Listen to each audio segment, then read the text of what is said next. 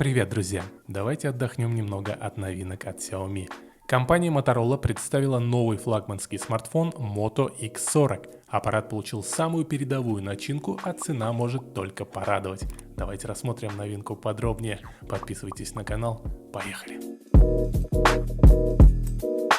В качестве аппаратной базы используется новейший чип Snapdragon 8 Gen 2 с оперативной памятью LPDDR5X и накопителем UFC 4.0. Корпус имеет защиту от воды и пыли IP68, вес устройства 199 грамм при толщине 8,59 мм.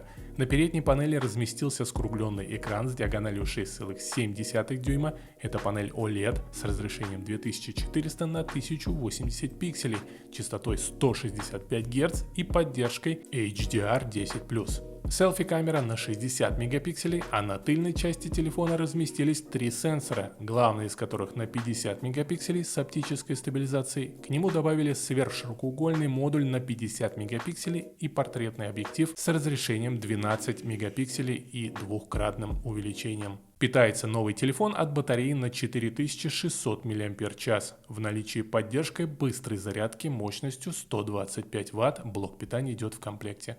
Также есть беспроводная и обратная зарядки по 15 Вт. Смартфон работает на фирменной системе MIUI 5.0. В продаже Moto X40 окажется 22 декабря по цене 31 500 рублей за версию 8 ГБ оперативки и 128 ГБ постоянной памяти, что вполне неплохо. Ждем адекватных цен на AliExpress. Напишите в комментариях, как вам новинка. Подписывайтесь на канал, подписывайтесь на мою группу в Telegram, где я публикую самые выгодные цены на технику с AliExpress и Яндекс.Маркета. Впереди много интересных новостей и обзоров.